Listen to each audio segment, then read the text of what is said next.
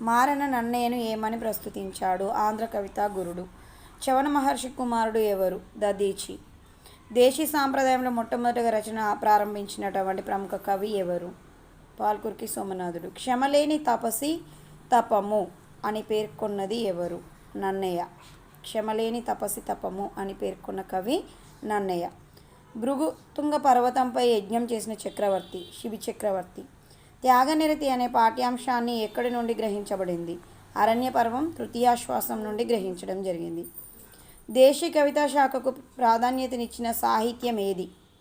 దేశీ కవితా శాఖకు ప్రాతినిధ్యం వహించినటువంటి సాహిత్యము శైవ సాహిత్యము. అనువాద యుగం అని దేనిని పిలుస్తారు? నన్నయ్య యుగం.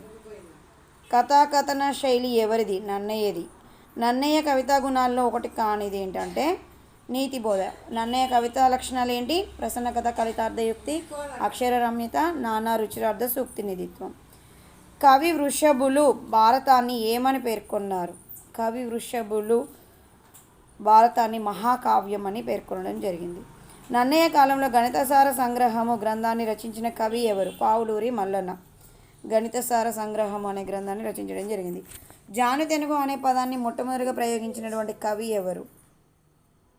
నన్నెచోడుడు.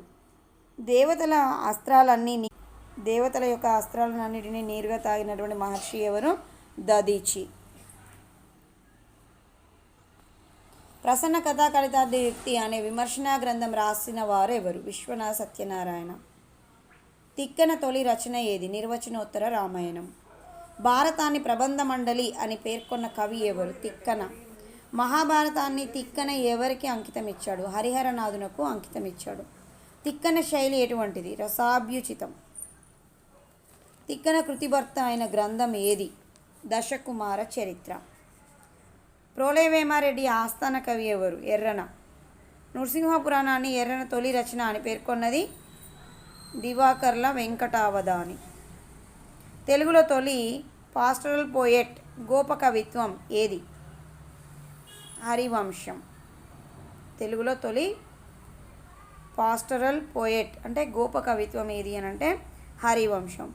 శంభుదాసుడు, ప్రబంధ పరమేశ్వరుడు అనే బిరుదులు గల ఎర్రన తన నృసింహ పురాణాన్ని ఎవరికి అంకితం ఇచ్చాడు? అహోబిలం నృసింహస్వామికి అంకితం ఇవ్వడం జరిగింది. భారతంలో ఎర్రన మొదలుపెట్టిన పద్యం ఏది? స్ఫురదారుణాంశ రాగరుచి అనే పద్యం. అభినవ దండి బిరుదాంకితుడు. తెలుగులో తొలి కథాకావ్యకర్త అయిన వారు? కేతన. విజ్ఞానేశ్వర్యం గ్రంథం ధర్మశాస్త్ర గ్రంథం. తెలుగులో